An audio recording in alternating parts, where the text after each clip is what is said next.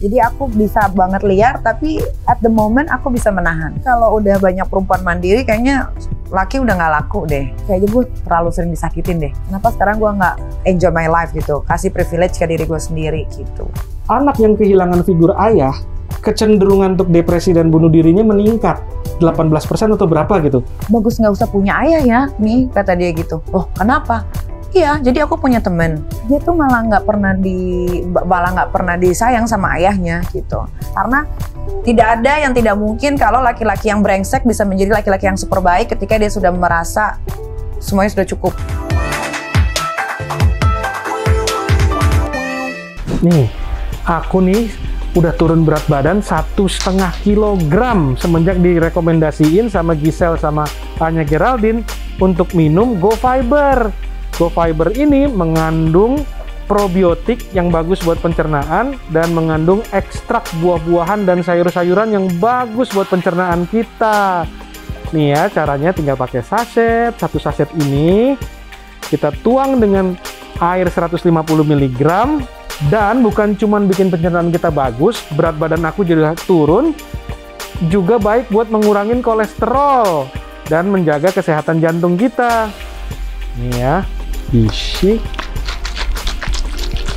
Go Fiber, manjur. Go Fiber. Rasanya enak lagi. Minum Go Fiber ya guys.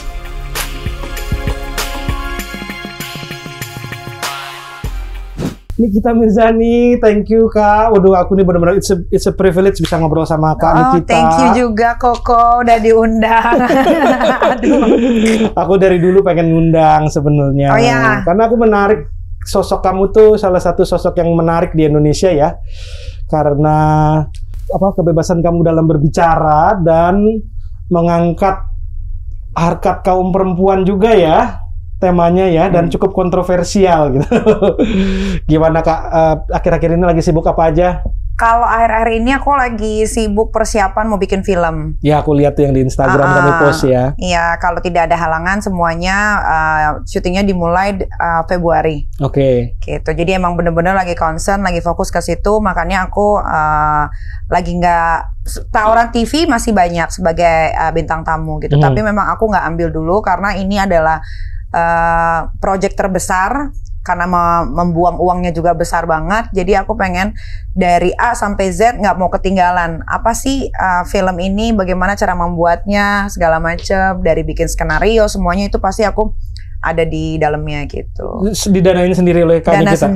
Dana sendiri. Berani juga ya? Ya ini sebetulnya legacy. Oh, pengen punya suatu karya yang ini ya? Iya, kalau orang kan membuat satu karya. Gimana ya, kalau aku punya pemikiran sendiri gitu. Karena ini film pertama, jadi alangkah baiknya uangnya uang sendiri supaya tidak dirongrong sama orang lain. Dan idealismenya mungkin bisa lebih dikeluarkan. Iya, kalau misalkan kita minta sponsor atau apa kan rasanya kayak ada ada rasa gimana ya, kayak kepikiran gitu. Aduh ntar gimana ya, ini ntar gimana. Kalau pakai uang sendiri kan mau laku kek, mau enggak kek. Kalau laku ya dapat banyak, kalau enggak ya memang ini udah karena ini legacy, karena ini yang aku mau, jadi ya udah resiko gitu. Oke, boleh kasih bocoran sedikit nggak temanya? Apakah sekontroversial? Oh iya, kontroversial. Pokoknya cerita tentang panggung sandiwara. Jadi hidup ini ibarat sandiwara semuanya. Oke, mungkin di sini mengekspos beberapa sandiwara tersebut gitu. Iya. Boleh ya, nanti aku pasti diundang dong nanti kalau pas premiere ya. Pasti. Kan kita main di situ juga? Enggak, aku pure jadi as a producer. Tapi turun tangan semua tuh berarti? Iya, karena pengen tahu gitu step by stepnya sampai terjadi film yang bagus bisa ditonton di bioskop itu gimana gitu. Oke, nah seorang Nikita tuh pengen punya legacy itu sebenarnya legacy apa sih yang pengen kalau karya, kalau sesuatu yang menggambarkan Nikita tuh karya seperti apa sih? Kalau karya sebetulnya udah banyak, cuman kan kalau netizen plus 62 ini kan ketika kita lagi berseteru atau punya satu kasus, karya-karya kita tertutupi gitu sama yang udah pernah ada gitu. Makanya kan ada biasanya kalau netizen pembenci tuh, karyanya apa sih? gitu kan. Artis apa sih gitu. Padahal dulu film aku juga banyak yang box office. Iya. Dan bisa mengalahkan film-film bagus yang ada di Indonesia dulu pada zamannya gitu. Nah, buat aku kita hidup itu harus punya target. Kenapa sih harus punya target? Supaya kita punya acuan dalam hidup. Tahun depan mau bikin apa nih? Tahun depan mau bikin apa? Kalau aku mikirnya karena aku pernah main film dari peran utama, peran pembantu, cameo semuanya. Terus sinetron juga pernah, punya program sendiri di TV juga banyak gitu kan. Jadi menurut aku tahun ini adalah waktunya aku dimana bikin sesuatu yang besar dari pekerjaan yang sudah aku jalani selama ini gitu. Oke. Kalau jadi pemain film terus bosen. Karena kita cuma beda-beda karakter. Tapi kalau mau buat film itu kan butuh keberanian. Oke. Dan ada idealis sedikit nggak yang pengen di dalamnya itu apa sih sepertinya kira-kira yang mencerminkan oke ini filmnya Nikita nanti nih, aja gitu. nonton. Kalau idealis enggak, karena kalau idealis nanti jadinya egois. Dan jadi nggak laku ya. Iya, jadi aku emang bikinnya yang sering terjadi di kehidupan sehari-hari di Indonesia. Oke. Jadi Kak Nikita tuh capek nggak sih Kak? Enggak.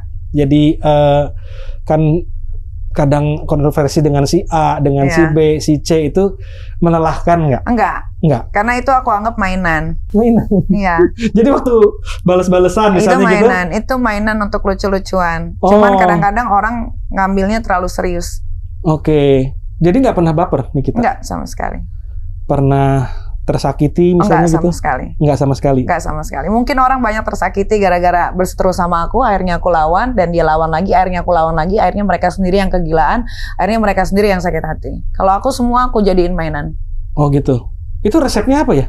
Nggak ada resepnya. Ya berjalan seperti itu aja. Kan kalau kebanyakan orang termasuk aku gitu misalnya kayak berseteru sama orang pasti kepikiran. Kalau kita lagi misalnya... Ya berseterunya sama siapa dulu? Kalau sama sampah-sampah yang nggak penting untuk dipikirin ya untuk apa dipikirin juga. Gitu ya? Iya. Pekerjaan aku banyak walaupun misalkan aku lagi jarang banget di TV karena memang aku yang memutuskan untuk tidak di TV dulu karena lagi mau konsen di film. Kan aku masih punya perusahaan kan. Aku punya Nikita Mirzani Skincare, aku punya Nikita Mirzani Lip Serum, Nikita Slim, jual pajamas, baju tidur, Niki Denim, celana jeans, Beauty Hatutu salon. Banyak yang aku kerjain, punya anak 3. Jadi kalau aku harus mikirin musuh, kayaknya nggak ada waktu. Oke, tapi yang paling penting kan mikirin dengan diri sendiri nih. Itu juga nggak pernah terjadi konflik dengan diri sendiri? Enggak. Karena memang mereka tuh aku anggap angin lalu. Jadi tidak pernah sedikit pun masuk ke pikiran aku, sedikit pun. Oke. Dan nggak pernah di dalam hati itu terjadi pertentangan, aduh mestinya gue nggak boleh kayak gini nih misalnya gitu? Karena semua yang pernah berantem sama aku memang patut mereka digituin. Oke. Gitu. Nah kalau kan juga terbilang artis yang seksi dan terlihat mengumbar sedikit gitu. Itu menjadi beban nggak? Mengumbar itu kan untuk segelintiran orang, ya kan? Itu balik lagi mindset orang tuh harus dibaikin gitu, dibikin bagus. Jangan gara-gara cuma pakai tank top doang terus pentilnya kelihatan, akhirnya dibilang mengumbar. Kita kan pakaian apa yang kita nyaman. Kita berpakaian apa yang kita nyaman, ya kan? Bukan kita berpakaian karena orang itu yang mau. Gitu. Jadi kalau aku nyaman dengan pakaian ini, ya ini aku. Oke. Kalau kalian bilang ngumbar ya itu menurut kalian, bukan menurut aku. Oke. Gitu. Nah, Nikita kan juga ya itu sebenarnya kok gini loh, kalau menurut aku ya, Mbak Nikita kalau misal di luar negeri mungkin gitu ya, katakanlah di Eropa atau di Amerika ya normal. Maksudnya ya memang karena mereka di situ freedom of speech-nya tinggi, terus freedom of expression-nya tinggi, jadi mereka mau istilahnya mau pakai apa aja. Kenapa di sini nggak bisa begitu? Padahal di sini juga banyak tempat pelacuran. Padahal di sini juga menganut seks bebas. Mungkin karena negara kita lebih konservatif ya. Nah itu dia. Majoritinya lebih konservatif. Nah itu dia. Bukan apa tadi? Konservatif, tapi kebanyakan orang yang munafik. Ya bahkan mungkin ada menjadinya karena konservatif terus munafik karena mungkin mereka ngomongnya A tapi kelakuannya B gitu. Kayak misalkan, dia pemain bokep tapi videonya ditonton. Ayo. Iya. Gimana tuh?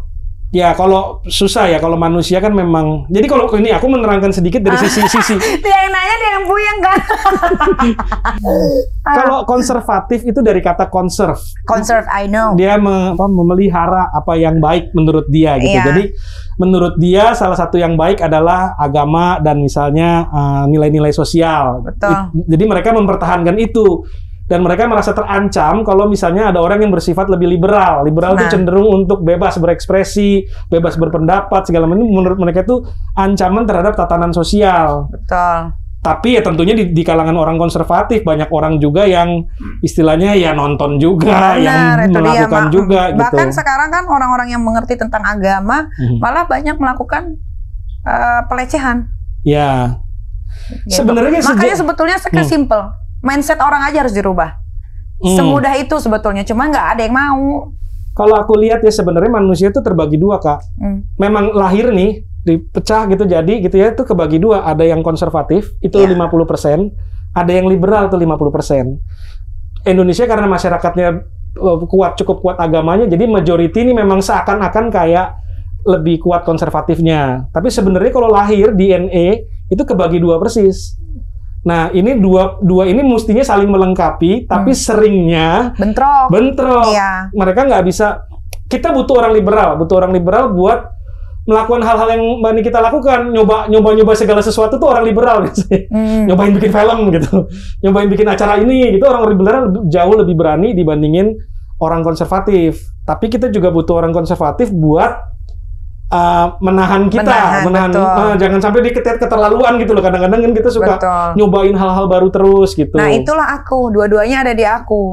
Jadi aku bisa banget liar, tapi at the moment aku bisa menahan. Oke. Gitu. Ya, dan kalau aku lihat secara psikologi tuh tipenya Kak Nikita ini ada liberal tapi punya value. Kadang-kadang value-nya misalnya keluarga tuh, anak contohnya itu lebih ketat dalam hal anak, lebih dekat, lebih apa itu lebih bisa dijaga kira-kira. Gitu nggak, Mbak? Betul. Sehingga kesannya kayak kontradiktif kan? Iya, betul. Di satu sisi begini tapi pas di rumah seperti apa? Iya, gitu. kadang-kadang orang bilangnya bipolar. Ya kan? Tapi sebenarnya bukan bipolar. Sebetulnya ketika kita lagi di luar ya kita milik orang banyak gitu. Tapi makanya kan ada ya dulu tuh salah satu TV host ya bilang, Nikita nih di rumah beda, di luar beda, jangan-jangan bipolar gitu kan. Bukan bipolar justru, karena ketika kita sudah di rumah ya kita layaknya sebagai ibu, ya kan, menjadi orang tua, memberikan contoh yang baik. Kalau udah di luar itu pekerjaan gitu. Okay. Nah, orang seperti Kak Nikita ini kan juga banyak nih di Indonesia. Artinya wanita-wanita yang lebih mapan, lebih independen gitu. Suami gimana tuh nasibnya kalau kayak gitu? Nah, itu kayaknya kalau udah banyak perempuan mandiri, kayaknya laki udah nggak laku deh. Gitu? Iya. Jadi tidak ada penyesuaian? Karena temen aku sekarang kan berteman sama banyak banget orang-orang yang sudah dewasa ya. Dan dia businesswoman semua. Ada yang umurnya 45 tahun, ada umur 50 tahun. Dan aku nanya gitu, Tante kenapa sih nggak mau nikah lagi? Laki-laki tuh untuk apa? Semua pada bilang begitu. Saya punya rumah yang mungkin laki-laki pun nggak bisa beli ini, rumah ini. Saya punya mobil sport, saya punya ini, punya itu gitu. Jadi dia sekarang lebih bukan mementingkan, kayaknya dia mau kasih privilege untuk dirinya sendiri gitu. Sama seperti aku sekarang. Aku sebetulnya kalau pacar yang mau nembak sih banyak. Gitu, yang mau serius pun ada gitu. Tapi aku berpikir kayak gila, balik ke 36 tahun yang lalu kayaknya gue terlalu sering disakitin deh. Kenapa sekarang gue nggak enjoy my life gitu, kasih privilege ke diri gue sendiri gitu. Atau mencari titik tengah misalnya? Kalau untuk nanya sekarang kayaknya nggak kepikiran untuk laki-laki, tapi untuk teman ngobrol ya. Ada beberapa teman ngobrol yang kalau aku ini kan orangnya suka sharing ya gitu, kayak misalkan lagi ngapain, lagi diem atau lagi baca buku, nonton berita, kayaknya ini nggak ini, coba tanya, emang ini begini-gini ya? Gitu, iya ada. Tapi kalau untuk kayak memadu kasih gitu, enggak. Kalau untuk wanita Indonesia secara general yang bersifat memiliki karakter seperti Nikita nih? Enggak, dia lebih independen. Dia lebih Mbak Nikita lebih cenderung udahlah mendingan lu nggak usah. Rata-rata sekarang kayaknya perempuan begitu. Udah lu dibanding lu nyari laki lu pusing ya gitu. Jadi sekarang semuanya lebih yang nggak usah ada status. Oke. Ini menurut aku, dan aku juga research ya. Gitu. Jadi ternyata memang kalau cewek-cewek independen yang udah punya penghasilan di atas rata-rata, mereka lebih suka have fun deh. Iya. Ya karena gini, sebenarnya kalau kita tarik sejarahnya ya, kan zaman dulu nyari orang tuh kita nyari yang alpha male kan. Betul. Testosteronnya tinggi, berotot, rahangnya kotak, yang lebih jantan lah gitu, karena dia berburu paling jago, nyari makanan paling jago, akhirnya kita semua nempel ke dia gitu. Nah, sekarang kan makanan udah berlimpah, apa semua, dan wanita dibebaskan, diberi pendidikan juga segala macam kan, jadi kita udah nggak perlu alpha male Betul. lagi untuk mensupport rumah tangga gitu. Nah ini cuman jadinya ya satu, banyak cowok minder depresi. Itu yang aku rasain. Karena gini Kak, ada hormon namanya serotonin. Itu keluar kalau kita di sosial hierarki tinggi. Misalnya duit aku banyak, pengikut aku banyak gitu ya, terus aku dikagumi banyak orang, aku serotoninnya keluar jadi pede gitu. Laki-laki yang kalah nih sama perempuan itu biasanya hormon serotoninnya turun, bikin dia jadi nggak pede gitu. Jalannya udah mulai ininya jatuh, terus udah mulai nunduk gitu. Nah itu yang tapi memang betul sih, karena perempuan mandiri dan punya penghasilan yang lumayan, kadang-kadang laki-laki mau ngedeketin juga agak-agak mikir gitu. Gue harus kasih apa nih, gue harus gimana nih gitu. Makanya aku bilang sama orang-orang sebagian, gue lagi nggak mau pacaran, jadi buat mereka nyaman. Oke. Jadi memang menurut Mbak Nikita juga nggak ada solusinya lah untuk wanita yang memang jauh lebih independen, jauh lebih mapan gitu. Iya, dan ini menurut mata kepala aku sendiri yang aku lihat ya, gitu. Dari beberapa aku punya teman yang memang sekarang memutuskan untuk single parent, atau ada juga yang tidak menikah sama sekali. Oke, dan ada yang bilang keluarga yang ideal adalah ada sosok ayah, ibu, anak. Nah itu sekarang kan jadi nggak ada nih misalnya. Itu gimana? Ya itu harus harus disiasati sebetulnya. Nah untungnya aku itu punya anak yang mengerti, gitu. Jadi mereka kayaknya kalau anak aku yang kecil masih jauh lah ya. Tapi anakku yang pertama dia sudah cukup mengerti. Malah dia pernah ngomong gini, bagus nggak usah punya ayah ya, Mi, kata dia gitu. Oh kenapa? Iya, jadi aku punya teman. Dia tuh malah nggak pernah disayang sama ayahnya gitu, dan mamahnya tuh berantem melulu gitu. Jadi kayaknya teman sekolahnya dia curhat gitu. Jadi dia malah bersyukur karena nggak ada figur seorang ayah gitu. Jadi mimi aku, jadi kalau dia tuh selalu ngebagiin aku di teman-teman sekolahnya. Jadi dia selalu bilang, mimi aku tuh udah superwoman, dia bilang. Dia bisa jadi ayah, dia bisa jadi ibu. Gitu. Walaupun sebetulnya posisi ayah tidak bisa digantikan oleh siapapun. Iya, karena gini, ada beberapa hal, ini statistik ya, tidak berarti terjadi sama semua orang. Statistik yang pertama adalah ini di Amerika nih, karena memang di sana datanya jauh lebih akurat ya. 50% dari pernikahan di sana berakhir dengan perceraian. Pernikahan yang kedua itu 63% berakhir dengan perceraian.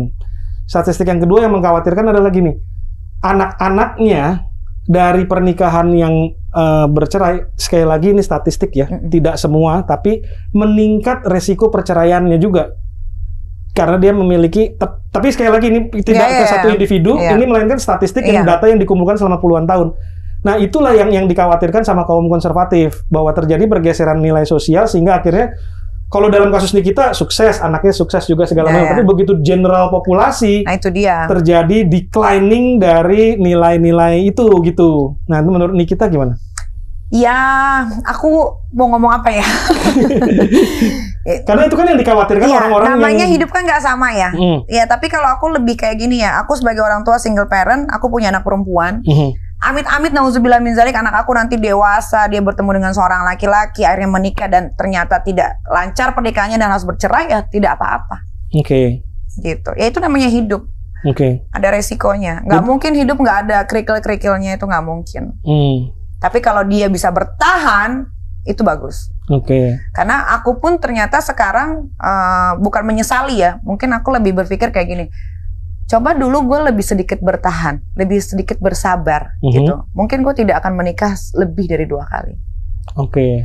Gitu. Tapi ternyata karena dulu masih muda dan jijian gitu, kayak laki gue udah pernah tidur sama ini, gue nggak mau gitu. Jadi gue lebih baik pisah gitu. Padahal kalau aku nih sekarang lagi sering banget baca buku gitu. Aku baca buku beberapa, ternyata ya memang cuma perempuan lah yang selalu diuji kesabarannya gitu. Dan kalau misalnya kita bisa lebih bersabar sedikit saja, mungkin rumah tangga itu bisa diperbaiki gitu. Karena tidak ada yang tidak mungkin kalau laki-laki yang brengsek bisa menjadi laki-laki yang super baik ketika dia sudah merasa semuanya sudah cukup.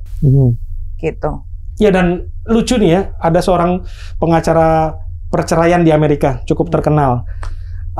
Dia cewek nih, kebanyakan dia membela laki dalam kasus perceraian. Dan setelah akhirnya dia kumpulin statistik, ternyata anak yang kehilangan figur ayah, kecenderungan untuk depresi dan bunuh dirinya meningkat 18% atau berapa gitu. Ternyata figur ayah itu dalam keluarga, kita pikir kan kalau nggak ada ibu, ini anak bakalan lebih jauh lebih berantakan gitu. Ternyata ini statistik sekali lagi ya, bukan spesifik ke satu orang. Ternyata begitu kehilangan ayah itu secara general populasi jadi malah memburuk pada saat. Untungnya anak-anak aku tidak pernah melihat ayahnya. Jadi nggak ngaruh. Ya. Jadi nggak ngaruh. Mungkin kalau bercerainya ketika anak umur 8 tahun atau 5 tahun gitu, mungkin bisa terjadi ya.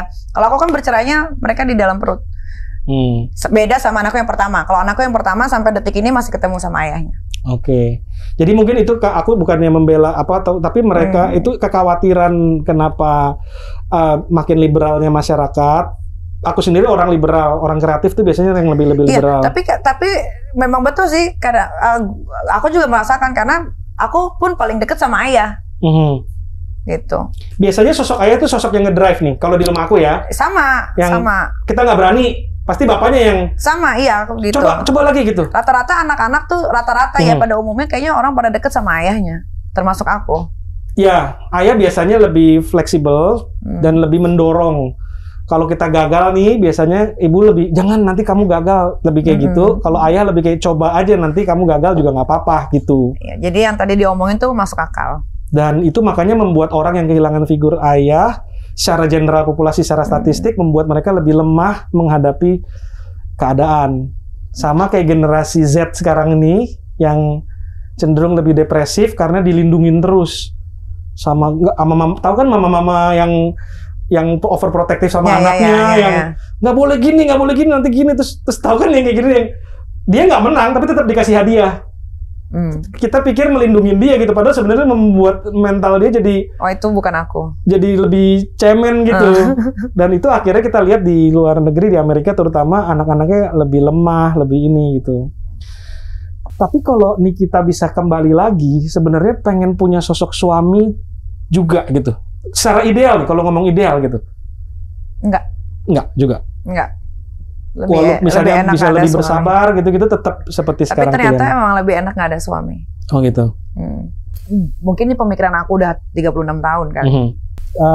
Itu ada kendala nggak ya? Misalnya sama anak, contohnya anaknya pernah ngobrol, pernah ngomong apa gitu-gitu. Kendala gimana maksudnya? Kendala ke anak itu pernah ada nggak sih? Nggak ada. Anak aku so far baik-baik aja semua. Nah ini pesan juga buat ibu-ibu yang single mom gitu, kira-kira gimana sih to deal with kids yang kalau perempuan single mom yang sekarang tuh kebanyakan rasa takutnya berlebihan sih. Gitu. Aduh gimana ya kalau nggak ada suami, aduh gimana ntar anak gue, aduh gimana ntar gue nggak punya duit, aduh gimana ya gue masih laku lagi nggak ya, aduh gimana ya gue bisa kerja nggak ya gitu. Balik lagi ke mana ya, ke kepribadian mereka masing-masing sih. Oke. Kita nggak bisa nyamain pendapat aku begini. Mungkin karena aku bisa ngomong begini karena aku sudah menjalani, kalau mereka kan belum. Gitu. Jadi rasa ketakutan mereka lebih besar sama apa yang sedang dia pikirkan gitu. Oke.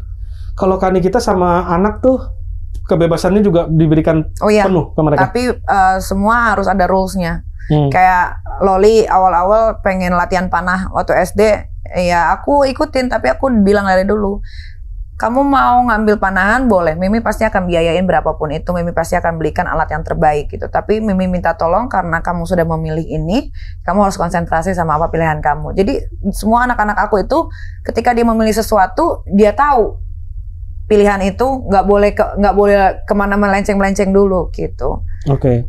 Artinya mereka harus jadi yang terbaik di situ. Ya harusnya begitu. Dan alhamdulillah anak Niki yang pertama dibuktikan sih dari hasil cuman sekedar hobi, sekarang jadi atlet kan, mau masuk PON. Nah, terus kira-kira Nikita Mirzani ke depannya punya rencana seperti apalah gitu?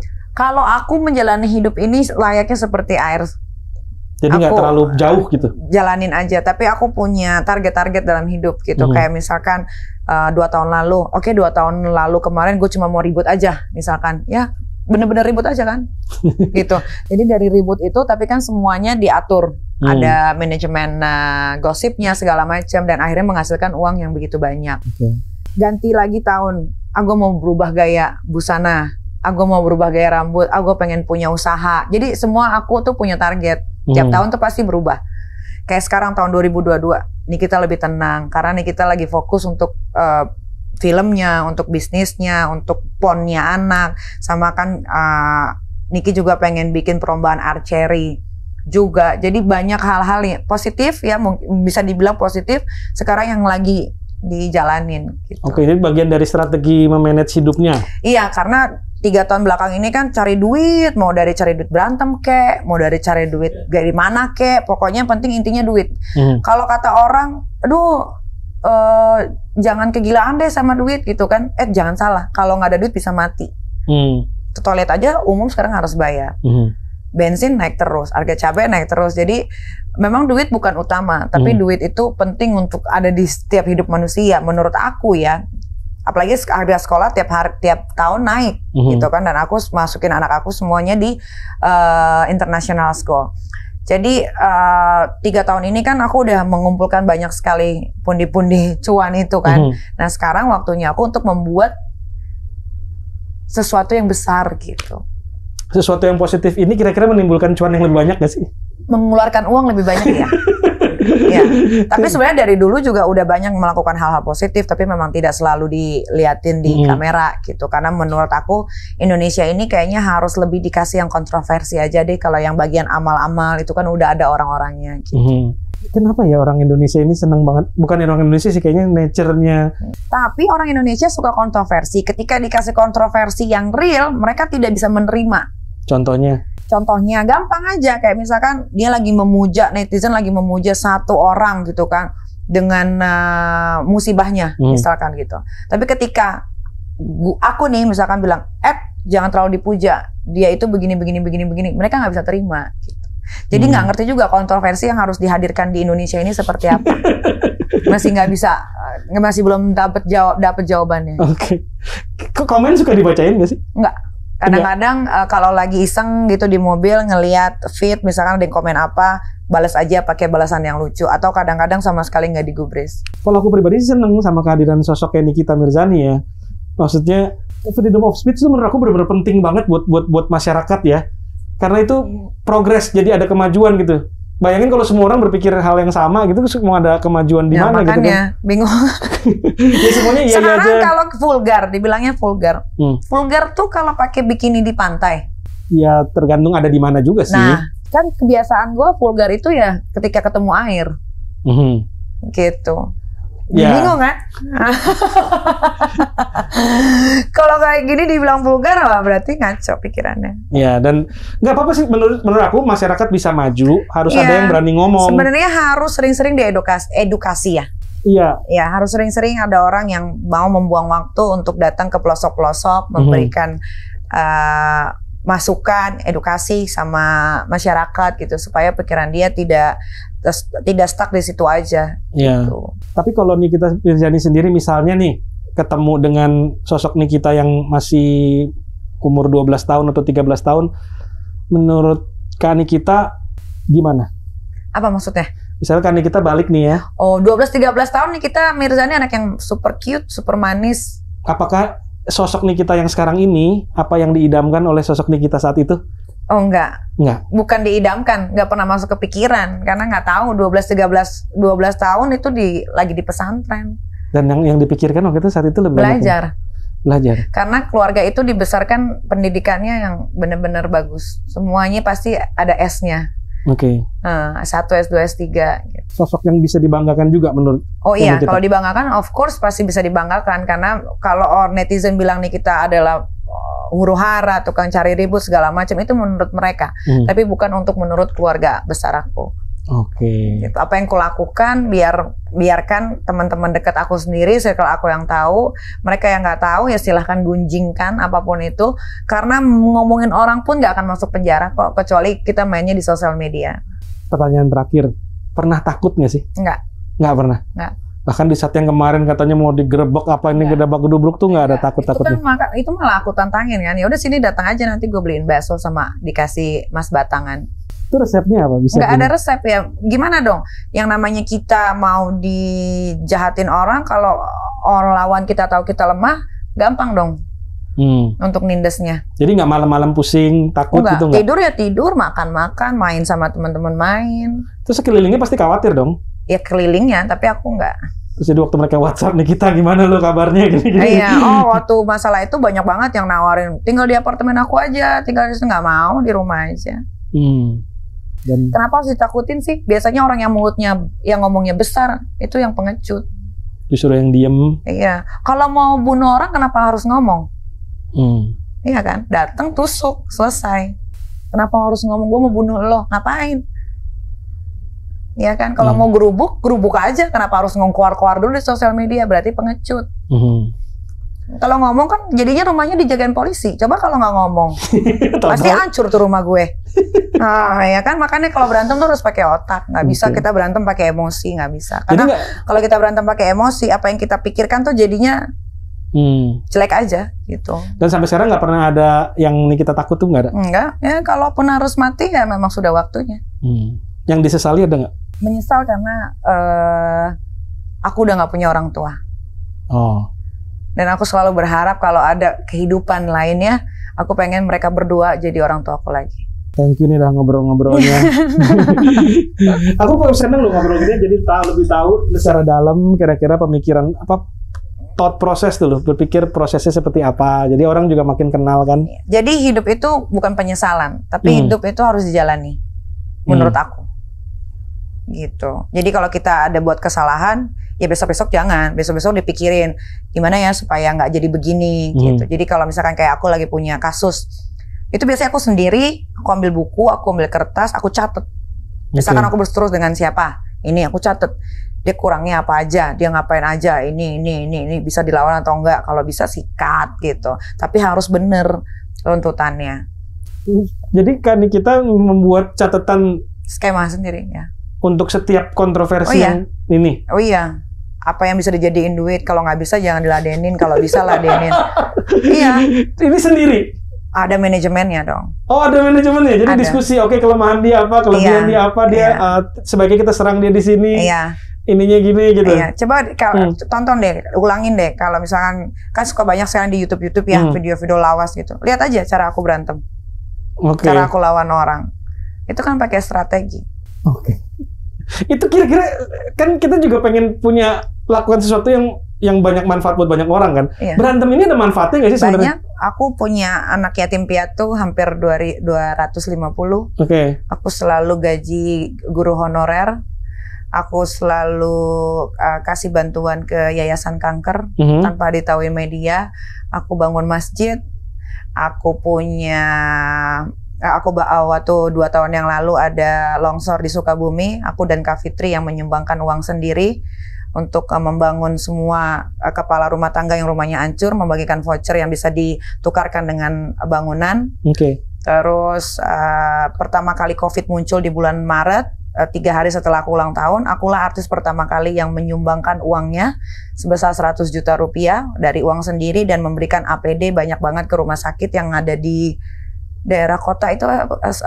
Turgutani itu apa tuh lupa. Tuh sama hand sanitizer, baru yang lain ikut-ikutan. Ini bisa mengkompensasi, kan ada efek negatifnya juga nih dari berantem-berantem. Artinya menjadi tontonan publik, terutama masyarakat yang kadang-kadang ya mungkin. Kan mereka suka, mereka mau.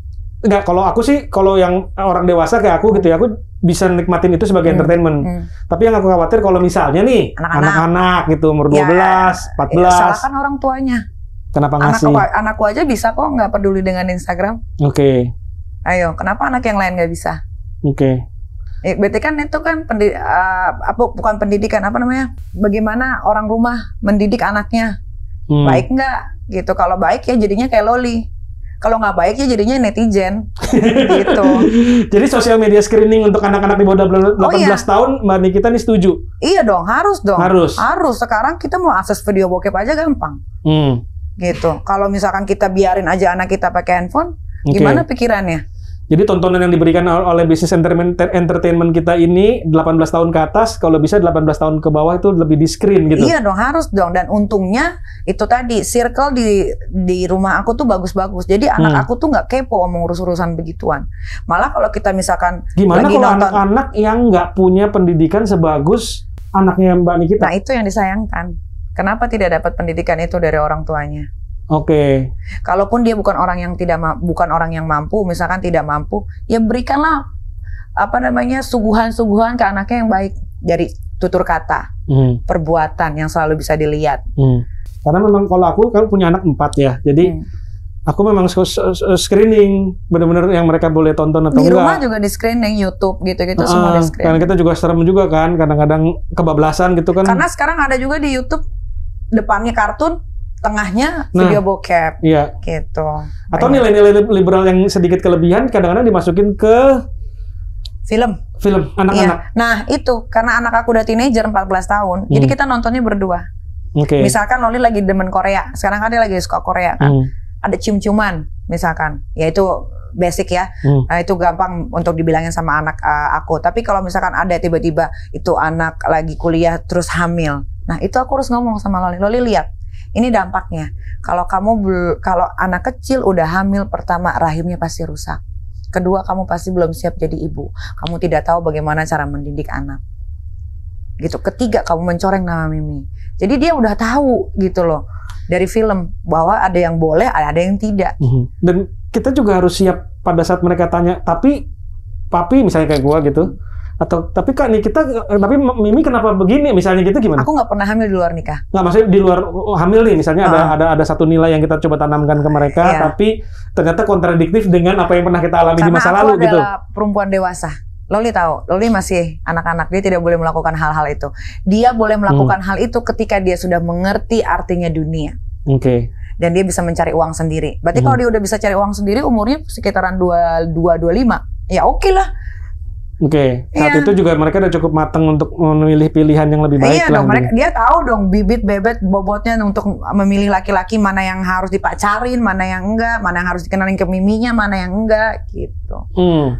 Dan untungnya anak-anak aku ya, kayak Aska nih, misalkan lihat di YouTube ada cium-ciuman, itu sama dia ditaruh atau nggak dia tutupin gini, gitu. Ya. Anak aku juga punya refleks kayak gitu karena dia tahu pasti kita langsung switch. Kadang-kadang aku lagi nonton TV, dia lewat tiba-tiba gitu kan. Iya, jadi balik lagi sih pendidikan dari orang tua sih sebetulnya pengaruh banget sama lingkungan. Mbak Nikita nggak merasa ada kontradiktif apa yang Mbak Nikita lakukan di luar dengan apa yang ditanamkan ke anak-anak di dalam? Ya, enggak sih. Enggak. Karena Loli tuh juga suka lihat YouTube Crazy Nick Miril kan, kayak Mimi itu siapa cowok itu gitu. Kadang-kadang dia pernah bilang gitu kan, oh itu teman Mimi gitu. Pernah ditanya yang tough nggak sama dia? Enggak. Kok Mimi begini gitu? Karena enggak pernah. Itulah untungnya. Jadi punya anak kayak gitu nggak pernah. Kayak misalkan lihat misalkan Miminya ciuman gitu. Aku pasti menjelaskan kayak, ya kamu pasti akan merasakan hal itu, tapi nanti ketika kamu sudah dewasa. Kalau kamu masih kecil, kamu nggak bisa. Nanti kalau kamu begitu, kamu akhirnya terangsang. Kalau kamu terangsang, akhirnya kamu hamil. Kalau kamu hamil, rahim kamu rusak. Kamu masih kecil, udah ngurusin anak. Gitu. Enak kalau udah ngomong sama anak yang udah teenager tuh, menjelaskannya tuh lebih gampang dibanding sama anak yang 7 tahun. Gitu. Mbak Nikita kan banyak orang kagum dan mendengar Mbak Nikita nih. Artinya yang look up to you gitu. Punya power gede itu kan comes with greater responsibility juga gitu. Apa ada ini untuk misalnya lari ke politik atau apa untuk merubah negara ini menjadi jauh lebih baik misalnya gitu? Enggak, politik jahat di Indonesia. Politik yang idealis nggak ada berarti? Belum. Kalaupun misalkan harus terjun ke politik, kayaknya gue harus jadi orang kaya raya dulu supaya tidak korupsi. Kalau nggak ditawarin duit mulu gitu ya? Jadi nggak at some point kan pasti, karena kalau aku ya bayangin kalau Mbak Nikita ini dengan power dan karismanya ini makin sering melakukan apa sih yang itu, aku yakin bisa merubah. Nanti kali ya mau 40-an. Sekarang masih mau mabok-mabok. Kalau udah jadi anggota dewan kan udah harus menutupi segala hal kan. Males kecuali jadi anggota dewan di sini kita bisa keluar masuk klub. Apalagi kan aku kan termasuk salah satu pemegang saham Hollywood. Nggak mungkin nggak minum dong. Gitu. Nggak mungkin nggak hadir dong ke klub. Nggak mungkin nggak ngerokok. Gitu. Kalau lagi di pantai nggak mungkin dong nggak pakai bikini. Gitu. Jadi kalau misalkan mereka bisa menerima dengan hal itu, why not? Bikini itu kenapa problem ya? I don't know. Nggak ngerti juga. Ya akan jadi problem kalau dipakainya di jalan raya. Nah, Mbak Nikita kan termasuk senior. Ya. Sebenarnya berubah nggak sih netizen nih? Berubah apanya? Dari tahun 20 tahun lalu banget, sampai ini sekarang itu? Berubah banget. Dulu netizen yang dulu gue pakai Instagram itu kan sekitar 5 tahunan ya. 5 tahun lebih lah ya, kurang lebih. Netizen yang dulu sama netizen yang sekarang lebih barbar yang sekarang. Sekarang luar biasa barbar. Oh parah. Anak 10 tahun aja bisa ngebully. Coba bayangin. 10 tahun loh. Itu mungkin PR buat pemerintah juga ya. Mungkin perlu ada screening lebih ketat juga kali ya. Iya, itu 10 tahun bisa ngebully dengan kata-kata yang luar biasa. Oke, thank you banget nih udah men-share dengan secara jujur segala macam opini ya tentang aku diundang ke sini. Jangan lupa ya minggu depan. Pasti. Makasih banyak ya Kak Nikita ya. Thank you so much. Thank you. Good luck with all. Good filmnya tuh Mama. Thank you. Iya dong, moga jadi karya yang luar biasa. Semoga lancar filmnya, semoga diminati banyak orang. Ya, pokoknya aku mau pengen memberikan satu cerita yang natural, yang pure gitu. Oke. Ditunggu karyanya ya. Thank you. Makasih.